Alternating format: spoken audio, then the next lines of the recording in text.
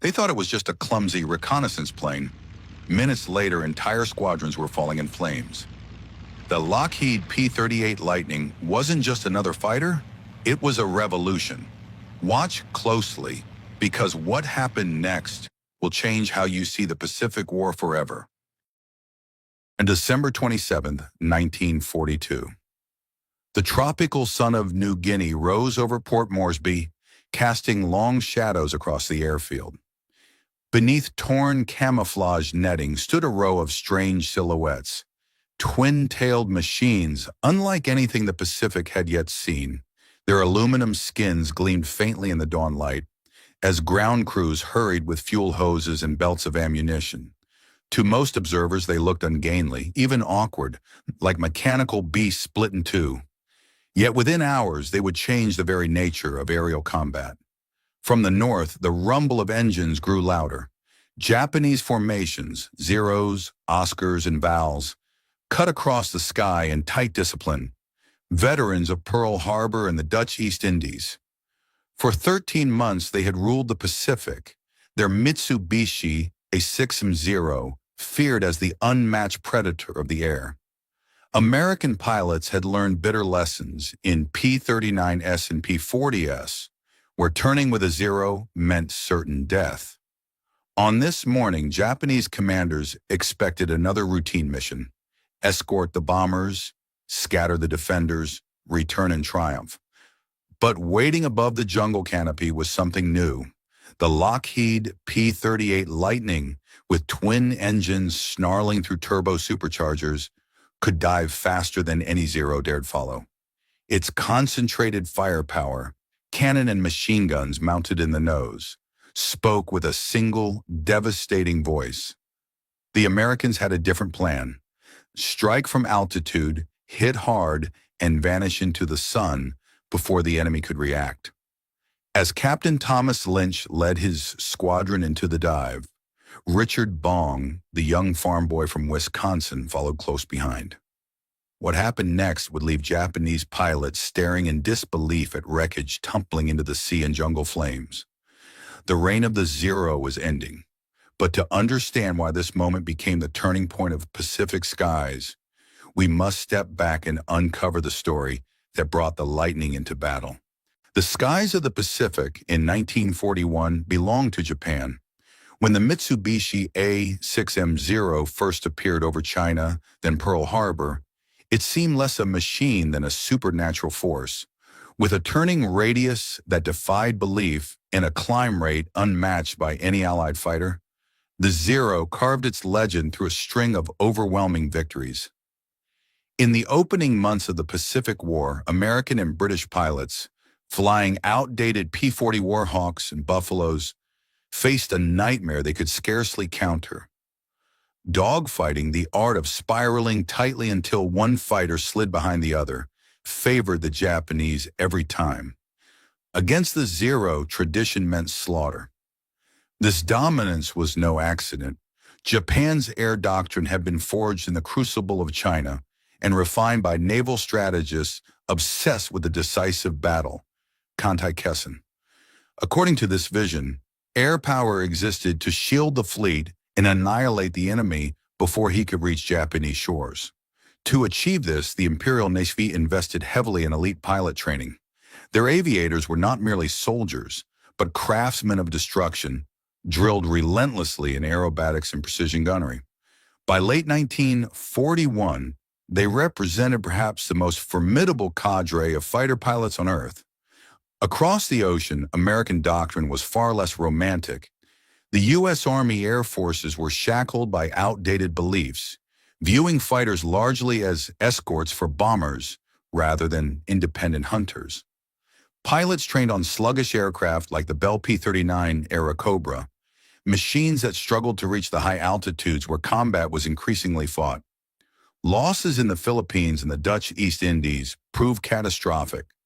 It was clear that something radically different was needed, an aircraft and a philosophy capable of tearing apart the Zero's stranglehold.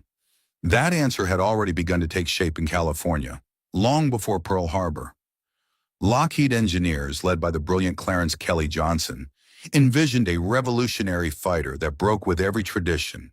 Instead of one engine, it would have two. Instead of mounting guns on the wings, they would all be concentrated in the nose, eliminating convergence problems. The aircraft would not rely on turning duels, but on speed, altitude, and firepower. It would hunt vertically, diving and climbing where the Zero could not follow. The concept was daring. Some even called it absurd. Yet the Lockheed P-38 Lightning was born from that radical thinking. By late 1942, the Lightning's arrival in the Southwest Pacific coincided with a desperate moment. The Allies were clinging to a fragile line across New Guinea and the Solomon Islands. Japanese bombers struck bases with near impunity, while Zero escorts cut down defenders in droves. Morale sagged.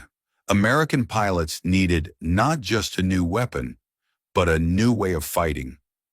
Intelligence officers whispered about the strange twin boom, craft that might tip the balance. For the men on the ground at Port Moresby, the Lightning seemed almost mythical, an angel of salvation or a beast of steel waiting to prove itself. The stage was set. On one side stood Japan, confident and battle-hardened, guided by a doctrine that had delivered victory after victory. On the other stood the United States, bruised and bloodied, but armed now with a weapon unlike any before. The clash of these philosophies, the horizontal dance of the Zero against the vertical thunder of the Lightning, would determine who ruled the skies over the Pacific. And in December 1942, those twin shadows rising from New Guinea would begin rewriting the rules of aerial warfare forever. The Lockheed P-38 Lightning was not born from tradition, but from defiance of it. When Clarence Kelly Johnson and his design team first sketched its outline in the late 1930s, the concept looked almost alien. Two engines mounted on twin booms, joined by a central nacelle for the cockpit. It was a fighter that resembled no other, a machine that seemed more experiment than weapon. Yet every strange line had a purpose, and every detail spoke to a new philosophy of war. At its heart were two Allison V-1710 engines, each delivering more than 1,000 horsepower. With turbo superchargers feeding them, the Lightning could maintain power in altitudes where most fighters gasped for breath. Its maximum speed exceeded 400 miles per hour, with a service ceiling above 40,000 feet. Heights unthinkable for a Zero. In an age when most fighters carried guns spread across the wings, the P-38 mounted all its weapons in the nose. 4 heavy Browning .50 caliber machine guns and a 20 mm cannon. This gave it the precision of a spear thrust rather than the scatter of a shotgun blast. A pilot could open fire from hundreds of yards away, and the stream of bullets and shells would converge directly onto his target. But the Lightning was more than an aircraft. It was a new way of thinking. American doctrine, long tied to the idea of escorts and formations, began to shift under its shadow. Instead of turning battles into horizontal spirals where the Zero reigned supreme, P-38 pilots were trained to fight vertically. They would climb high, dive with terrible speed, unleash their fire, and then climb again. The Zero, light and agile but fragile, could not follow. Attempting to chase at high speed risked structural failure. Attempting to climb led to stall and helplessness. The battlefield itself was transformed, from a flat arena to a three-dimensional chessboard where altitude meant life. Training reflected this revolution. New squadrons arriving in the Pacific drilled relentlessly on tactics, boom and zoom dives, high-speed yo-yos, barrel rolls that preserved energy while keeping guns locked on the enemy. The mantra became simple, almost sacred. Altitude is life insurance. Speed is life. American pilots were warned never turn with a Zero. Discipline was survival, and those who obeyed saw victory.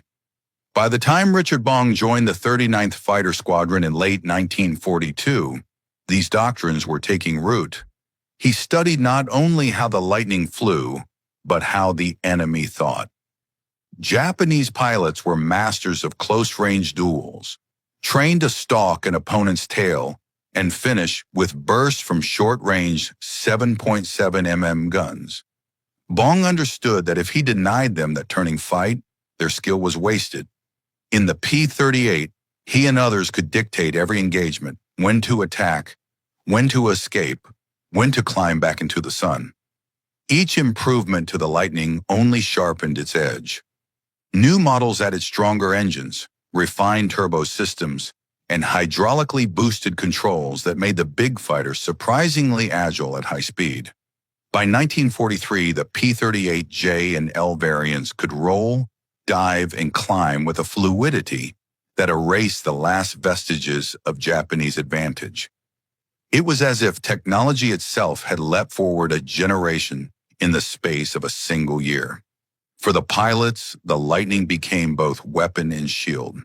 Its twin engines meant safety on long missions across endless ocean, where a single failure in a single-engine fighter could mean death. Its range, extended with drop tanks, allowed it to escort bombers deeper into Japanese territory than any other American fighter. And its rugged frame absorbed punishment that would shatter lighter aircraft. Men who climbed into its cockpit knew they had been given a chance not only to fight, but to survive. What began as a strange silhouette on Lockheed's drawing boards had become the harbinger of a new age of combat. In the skies over the Solomons and New Guinea, the doctrine of the vertical battlefield would soon be tested in fire. And when steel met sky, the P-38 Lightning would prove itself not merely a fighter, but the instrument of a revolution. The first missions of the P-38 Lightning in the Southwest Pacific carried little of the glory that history would later attach to the aircraft. In late 1942, the men of the 39th Fighter Squadron were simply learning to trust their new machines. Each takeoff from the steel matting of Port Moresby tested both nerves and engines. The Lightning was large, heavier than any fighter they had flown before, and his twin booms demanded precision on the runway. Yet once in the air, the sense of power was unmistakable. The pilots quickly understood that this was not another fragile machine to be coaxed into battle, but a predator built to stalk the sky. The earliest sorties were routine patrols, long hours spent scanning the ocean and jungle canopy for any sign of the enemy. Many days passed without contact. Sweat pooled inside cockpits, the tropical sun baking the canopy glass until the air shimmered. Pilots fought drowsiness and boredom, their only companions the steady thrum of the Allison engines and the faint smell of oil. Ground crews worked tirelessly, patching bullet holes from anti-aircraft fire, checking the delicate turbochargers, and keeping the Lightnings in fighting trim. Life at the edge of the Pacific Front was a rhythm of waiting, training, and sudden bursts of violence. For the Japanese pilots, these new machines were curious intruders.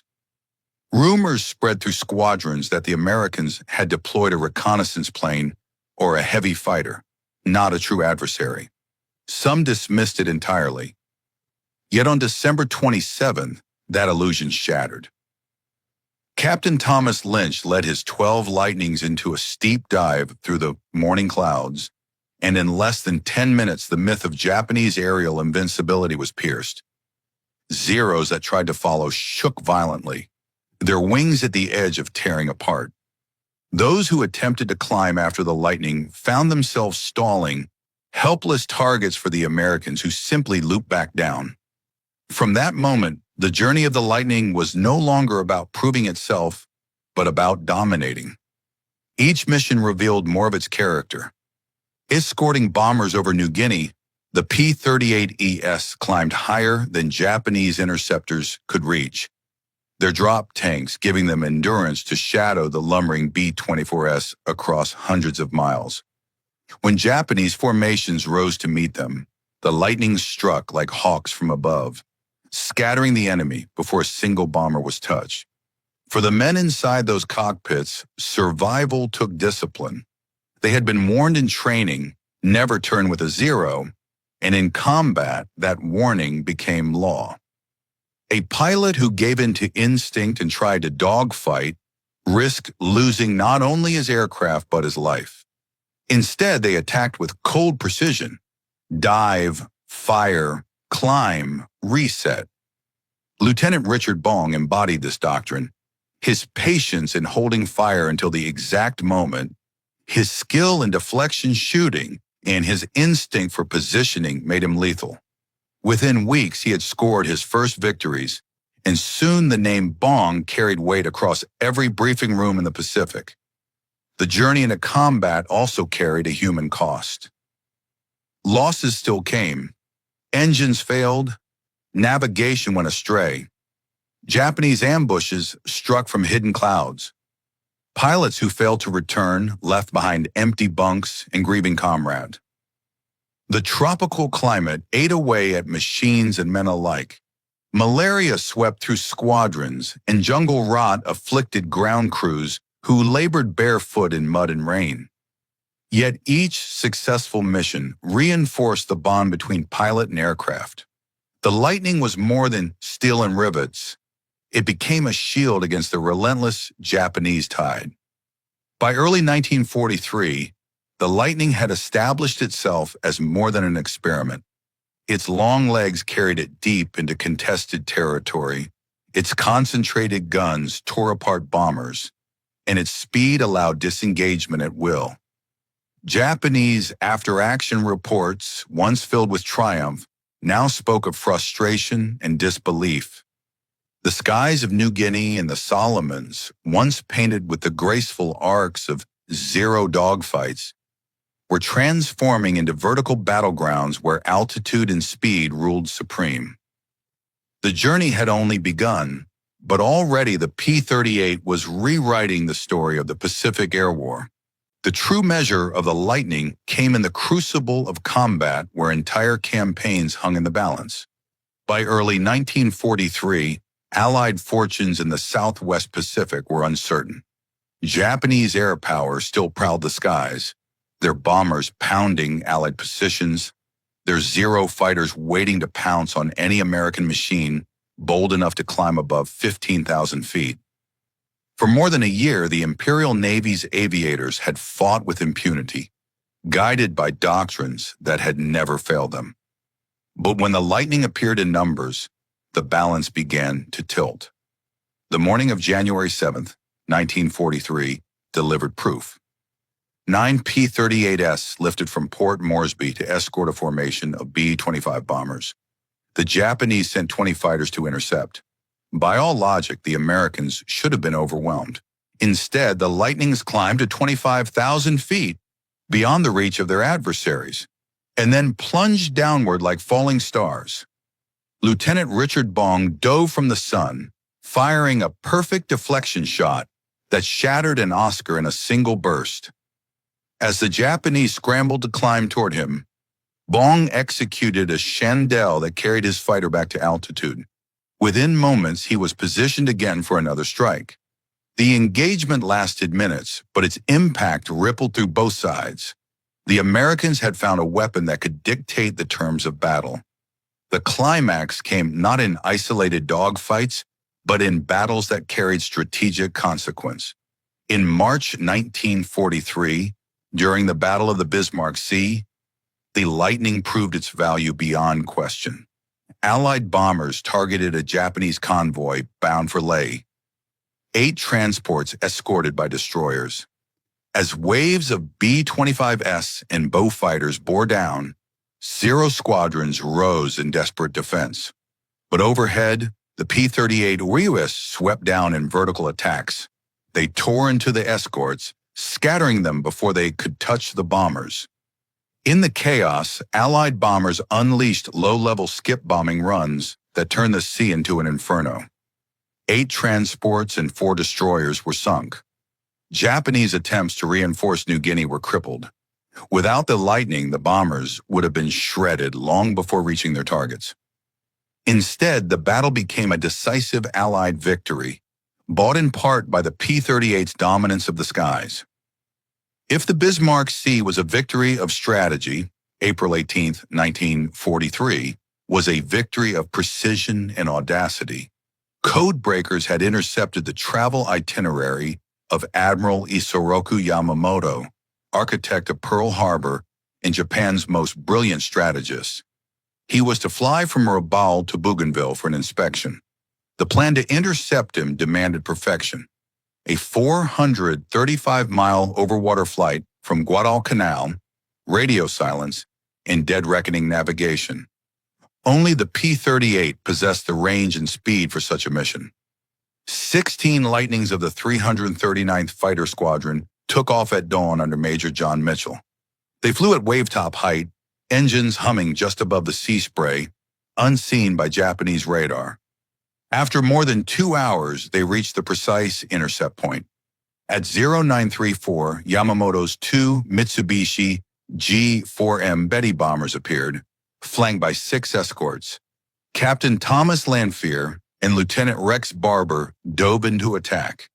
In seconds, Barber's concentrated fire ripped into Yamamoto's bomber, sending it spiraling into the jungle below. Japan's Supreme Naval Commander was dead. The psychological shock was immense. No leader was supposed to be vulnerable, yet here was proof that American fighters could reach across the Pacific with surgical precision. For Japanese aviators, the skies no longer felt safe. For Americans, the mission became a symbol of vengeance, proof that the tide of war was shifting. By late 1943, the Lightning was everywhere. Squadrons equipped with the P-38 struck Rabaul, shattered Japanese defenses over New Guinea, and extended their reach into the Bismarcks. Captain Thomas Lynch refined vertical tactics into an art form, scoring 20 victories before his death in 1944. Richard Bong, methodical and fearless, climbed steadily toward becoming America's top ace. In August 1943, another name entered the pantheon, Thomas Maguire, whose aggressive style and tactical innovations turned him into Bong's rival and equal. Between them, they wrote the new doctrine of vertical combat. Their techniques, the barrel roll attack, the high-speed yo-yo, the Maguire roll, became required study for squadrons across the theater. The Japanese response bordered on desperation. Reports instructed pilots to avoid engaging P-38s above 15,000 feet unless overwhelming in numbers. Even then, attacks were to be swift and disengagement immediate. The Proud Zero, once the symbol of invincibility, had been reduced to a cautious defender. New aircraft were rushed into service. The Ki-61 Tony, the Ki-44 Shoki, later the Ki-84 Frank, but none arrived in numbers sufficient to alter the balance. Pilots who once exulted in outmaneuvering their foes now wrote of nightmares, of twin-boom shadows diving from unreachable altitudes. Some requested transfers to ground units rather than face the Lightning again. Every great battle added to the Lightning's reputation. In November 1943, American Lightning swept the skies over the Solomons so thoroughly that Japanese daylight operations all but ceased. Ships moved only under cover of darkness.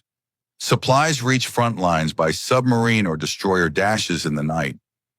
The empire that had once stretched confidently across the Pacific was being strangled from the air, its lifelines severed by relentless Lightning patrols. For the men flying them, these victories came with a heavy price. Missions stretched across hundreds of miles of open ocean, where a mechanical failure meant death by drowning or capture. Combat was sudden and brutal, seconds of violence followed by hours of solitude. Yet the Lightning inspired confidence. Pilots spoke of its strength, its forgiving nature in a dive, its ability to bring them home even on one engine. Each victory was not only a triumph of technology, but of survival. By the dawn of 1944, the Pacific Air War had transformed. The horizontal spirals of the early campaigns were gone. In their place stretched vertical duels where altitude and energy dictated fate. The Lightning had proven itself not merely a participant, but the decisive blade that cut through Japanese air power. The climax had arrived, and with it, the end of Japanese dominance in the skies. The months that followed the Lightning's rise were devastating for Japanese air power. Reports arriving at Rabaul and Tokyo painted a grim picture. Squadrons that had once returned in triumph were coming home shattered or not at all. The familiar patterns of combat, the horizontal turning duels that had defined Japanese doctrine, were gone. In their place stood a new battlefield defined by altitude, speed, and firepower. Terrain in which the Zero and its pilots could no longer compete. Casualties mounted with alarming speed. The 251st Air Group began 1943 with 80 seasoned pilots. By the year's end, only 10 remained. The 204th Air Group lost 70% of its aviators in 6 months of fighting over New Guinea. The 582nd was withdrawn entirely after losing 4 out of 5 aircraft in a matter of weeks. Japan's ability to replace these losses was crippled by shortages of aluminum, fuel, and engines. Training pipelines that once produced masters of aerobatic combat were cut to mere months, sending novices into the skies with barely 100 flight hours. Many had never flown above 20,000 feet before meeting the P-38 in combat. Against veterans armed with superior machines, they were lambs to the slaughter. For American pilots, the contrast was stark. Losses certainly came, mechanical failures, accidents, ambushes, but the balance was sustainable. Air-sea rescue operations plucked many survivors from the ocean, returning them to duty within weeks. Damaged Lightnings were patched and flown again, their rugged frames absorbing punishment that would have destroyed a Zero. Industrial might ensure that every aircraft lost was replaced many times over. By March 1943, Lockheed was producing 10 new P-38s every day. By the end of the year, more than 2,000 had entered service. The psychological consequences ran deeper than the numbers.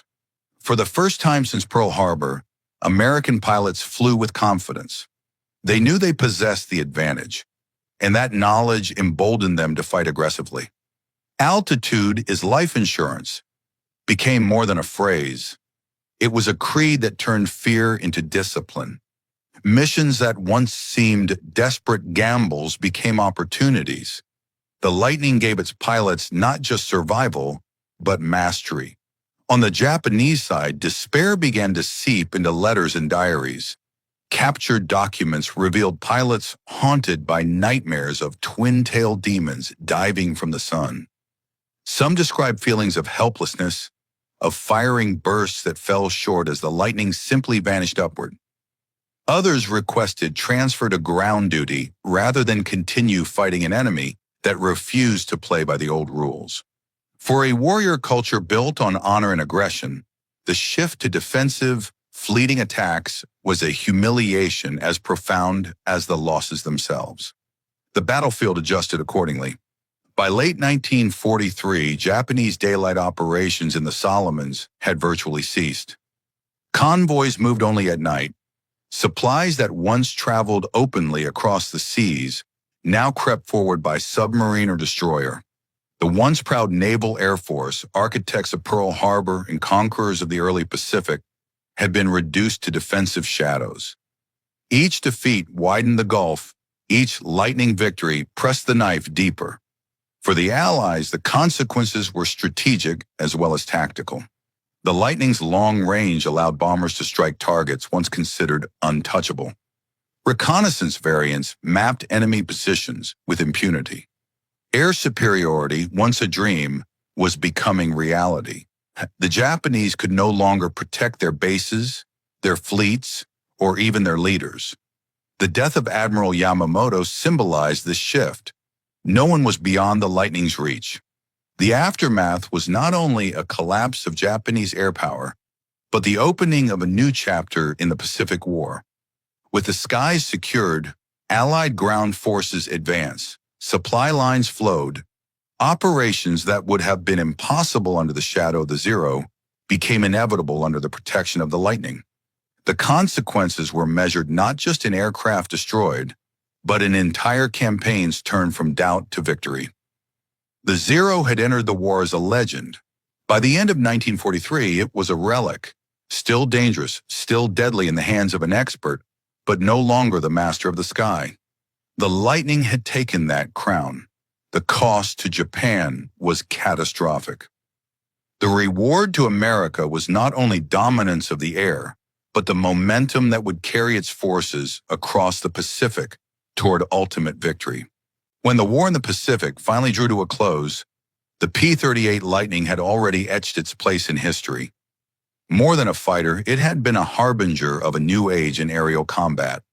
Between December 1942 and January 1945, Lightning squadrons claimed over 1,500 confirmed victories in the Southwest Pacific, while losing fewer than 200 of their own. The kill ratio, an astonishing 7-to-1, spoke not only to the aircraft's power, but to the doctrine and discipline forged around it. Yet the legacy of the Lightning cannot be measured in numbers alone. It changed the psychology of war. Japanese pilots who had entered the conflict with supreme confidence came to dread the twin-tailed silhouette diving from the sun. Their dominance, once unquestioned, was broken by a machine that fought in 3 dimensions rather than 2. American aviators, once outmatched, discovered through the Lightning a new sense of mastery. The sky was no longer an arena of desperation, but a domain of control.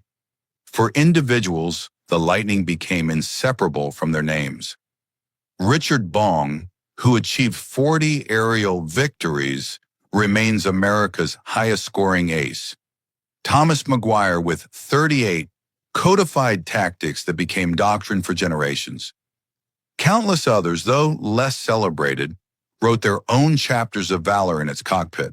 Their experiences shaped not only the outcome of the Pacific War, but the identity of the U.S. Army Air Forces as it transformed into the modern Air Force.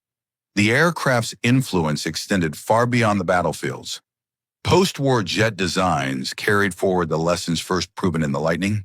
Speed and altitude were paramount, firepower concentrated, and energy management the key to victory.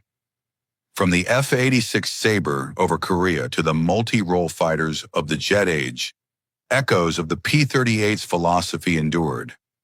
In every climb toward the stratosphere, in every dive through the thin air of combat, the vertical battlefield pioneered by the Lightning remained alive.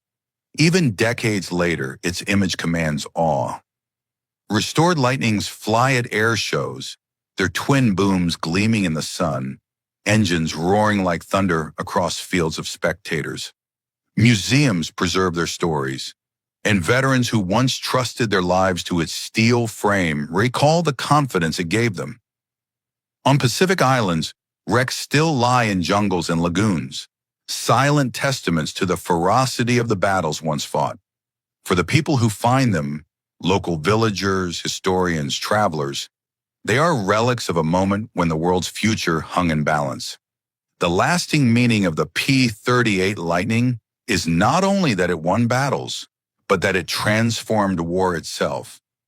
It proved that technology, industry, and doctrine combined could overcome even the fiercest opponent.